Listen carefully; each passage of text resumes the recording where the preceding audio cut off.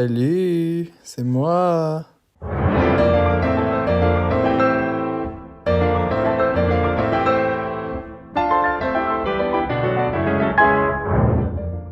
Alors je sais qu'en ce moment, je suis pas trop là. C'est vraiment la galère. Vraiment, j'ai énormément de choses à faire au niveau études. Et là, je suis en train de préparer un concours.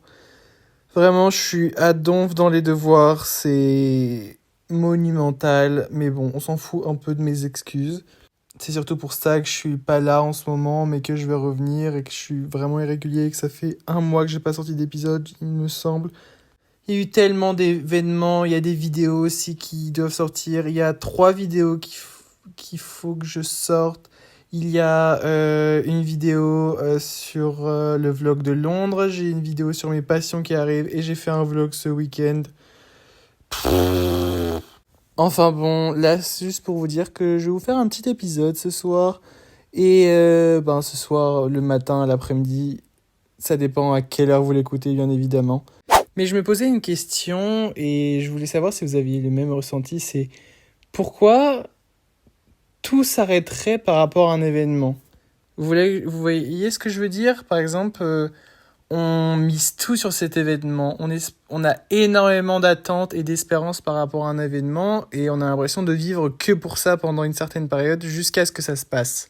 Il y en a, ça va être pour des concerts, il y en a, ça va être pour voir leurs potes parce qu'ils ont fait ça depuis très longtemps. Il y en a, c'est pour la famille, enfin, un événement qui nous tient à cœur et c'est pour ça que je voulais en parler aujourd'hui. Du coup, on va répondre un petit peu à cette question. Donc, comme je l'ai dit, c'est quelque chose qu'on prend à cœur. On a énormément d'attentes par rapport à cet événement, à cette chose qui va se passer. Mais des fois, on prend à cœur certaines choses dont on n'a pas besoin. On n'a vraiment pas besoin de prendre à cœur quelque chose, de donner de l'importance à quelque chose qui en a pas besoin, qui n'est pas nécessaire. En fait, on se monte la tête tout seul par rapport à quelque chose. On se donne tellement d'espérance que des fois, on se demande si on va pas être déçu, parce qu'on l'idéalise en quelque sorte. Et c'est quelque chose qui nous monte à la tête sans arrêt. Et on n'arrive pas à s'en détacher en fait. Et c'est là que je remarque que c'est aussi quelque chose Waouh, mais j'arriverai jamais à le dire. D'obsessionnel, voilà. Je suis désolé, j'ai refait cette prise plein de fois. Mais je vous ai quand même laissé un petit bout où c'est moi qui sais pas le dire. Enfin bref. En fait, on s'attache à quelque chose dont on n'a pas l'habitude et on a beaucoup d'espérance. Et en fait, ça nous tient tellement à cœur parce que c'est quelque chose qui est important pour nous. Et quand ça se passe, en fait, tous nos sentiments, ils sont là, ils sont présents. Et du coup, c'est pour ça qu'on y pense sans arrêt. Mais quand je vous dis sans arrêt, c'est pas seulement une fois par jour. C'est quasiment tout le temps et ça nous fait perdre notre concentration. Moi, je sais que ça me fait perdre ma concentration quand je suis en cours ou quand je suis avec d'autres gens et que je pense à un événement, par exemple, je sais pas, j'ai un événement de famille qui est très important pour moi. Peut-être que je vais revoir des cousins, des cousines ou même juste pour voir des amis ou pour faire un événement avec des amis dont j'ai pas l'habitude et que c'est un sentiment d'excitation et d'impatience aussi. Voilà, je vous donne des exemples. Je sais qu'il y a une amie à moi, ça peut être un concert pour aller voir Harry Styles. Moi, ça l'est aussi. Mais j'avoue que comme je l'ai pas vécu, je vais parler de son expérience, voilà. Et je me suis dit, est-ce que c'est pas un sentiment aussi où on a tout le temps envie de tout contrôler? Parce qu'on donne énormément d'importance et du coup, moi, je sais que j'ai un peu d'imagination et que j'ai beaucoup d'attentes et des fois, dans ma tête, je suis en mode, ça va se passer comme ça, on va faire ça, ça va être comme ça, s'il y a ça, on va pouvoir faire ça. En fait, j'espère et j'idéalise quelque chose dont je ne sais pas comment ça va se passer. Et on sait pertinemment que ça va pas se passer comme prévu parce que rien ne se passe comme on l'a prévu en fait. C'est normal et c'est comme ça que ça se passe parce que on a prévu des choses, mais dans la prévention, il y a des imprévus. Et les imprévus, on s'en doute jamais de ce que ça va se passer et c'est pour ça que ça s'appelle aussi la vie puisqu'on ne sait jamais ce qui va se passer. C'est normal, Alexis. Et c'est pour ça que je me dis, en fait, ça vient de l'hypersensibilité, mais ça vient aussi de plein d'autres choses, en fait. On a tout le temps envie d'avoir la main sur tout et de pas avoir autre chose de prévu, d'avoir un imprévu. Parce que cet imprévu va nous chambouler et va nous décevoir. Ça, c'est clair, puisque ça m'arrive 99% du temps, désolé. Mais c'est vrai que la plupart du temps, je suis déçu, alors que parce que je l'avais imaginé comme ça. Mais c'est pas déçu juste parce que ça s'est mal passé, non. Déçu parce que moi, je pensais que ça se passerait comme ça, et en fait, non, ça se passe autrement. Et du coup, c'est pas comme dans mes attentes. Donc du coup, ça, ça prend sur moi, et j'arrive pas à faire face et à passer ce moment. Et des fois, avec le recul, je me dis, ah, ça me fait chier quand même, parce que j'aurais bien voulu que ça se passe comme ça, mais ça s'est passé comme ça, donc bah voilà, c'est un imprévu de merde. Je sais pas si j'arrive à me faire comprendre, mais je trouve ça chiant, parce que pourquoi tu t'obstines à dire, ok, ça va se passer comme ça, alors que tu sais que ça va pas se passer comme ça. Tu sais pas ce qui va se passer, tu vas organiser quelque chose, mais l'imprévu va faire bam dans ton... Voilà.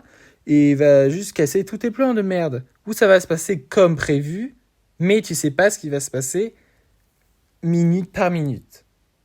Waouh. Il faut se calmer en fait. Arrête de penser à tout ça, on s'en fout ce qui va se passer. Il faut vivre l'instant présent aussi. Cependant, il faut aussi parler de l'après-événement. L'après.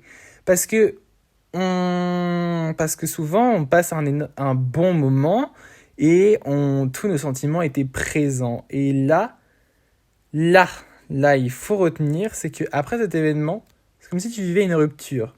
Moi, je vis tout le temps des ruptures, d'événements. C'est pas des ruptures de couple, puisque je suis célibataire, mais je suis tout le temps en train de vivre des ruptures après des événements. Alors, qu'est-ce que c'est? Vous allez me dire, c'est quoi ça? Qu'est-ce que c'est en fait? Ben, c'est quand c'est fini en fait. Tu te rends compte que bah, quand c'est fini, bah, le sentiment d'amusement, de positivité, de tout ce qui était cool, cette chose était cool, bah c'est terminé. Et j'ai énormément de mal avec les fins. Moi, j'ai toujours besoin d'une suite. Et si y a une suite, c'est genre tout de suite. Genre, l'événement, il s'est fini. Une semaine après, pump it up. Comme ça me remet un sentiment de joie. Et voilà. Mais non, mais souvent, ça ne se passe pas comme ça. Tu sais, enfin, moi, quand c'est Noël et qu'il y a toute la famille et qu'il y a toutes mes cousines, il y a ma sœur, il y a tout le monde, il y a tout le monde. Et qu'on passe un moment super, qu'on rigole, qu'on pleure de rire, qu'on mange, qu'on vit ensemble. Et en fait, tous ces moments-là, je les trouve géniaux parce que une fois que c'est terminé, bah, tu retournes à ta vie normale, un peu chiante, un peu, oui, un petit peu à la vie chiante en fait.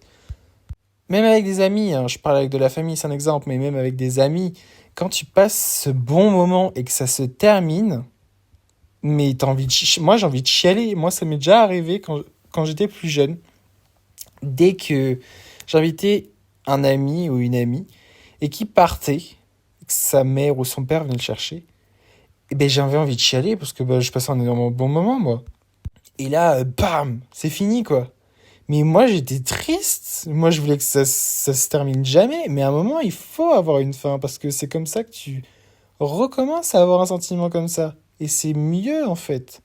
Mais ça, je trouve que si vous avez énormément de mal comme moi, faites-le parvenir. S'il vous plaît, un peu d'interaction avec moi, sans haine, s'il vous plaît aussi. Mais je trouve ça dingue d'avoir ce sentiment-là. Là, je vous parle vraiment comme si vous étiez mes potes. Qu'on le dise, je vous parle vraiment à cœur ouvert, je suis nu, mais je sais pas pourquoi on a ce sentiment-là, parce que c'est pas comme si c'était un adieu.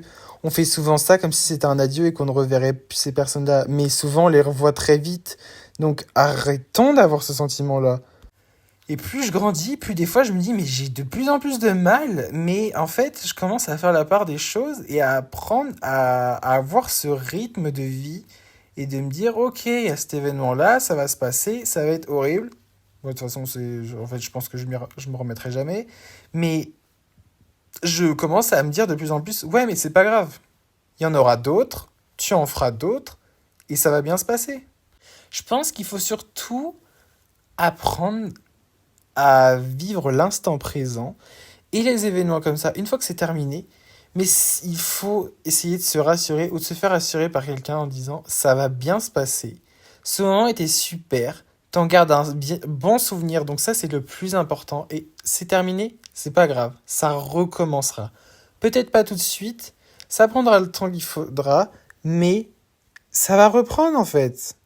Calmos, Pépitos, ça va se calmer. Là, il est minuit 6. Je commence à parler n'importe comment déjà. Voilà. Mais j'ai fait ma petite confession. Parce que j'en avais besoin de ça. Ça fait un moment que ça me travaille et que je me dis que je suis totalement bizarre. Mais il y a certainement énormément de personnes comme moi qui sont sensibles à ce sujet-là. Voilà. Donc moi, je vous fais des gros bisous. J'ai bien travaillé ce soir. Je vais aller me coucher. Et bah la suite au prochain épisode, voilà. Je vous fais des gros bisous. N'oubliez pas, de vous abonner à mon Instagram, alexis.stfcts. Bien évidemment, YouTube c'est pareil, TikTok c'est pareil, et Pinterest, certainement. De toute façon, Pinterest c'est dans ma description YouTube. Après, je sais pas si vraiment les gens ont envie de me suivre sur Pinterest, on s'en fout un peu. Enfin bref, je vous fais de gros bisous.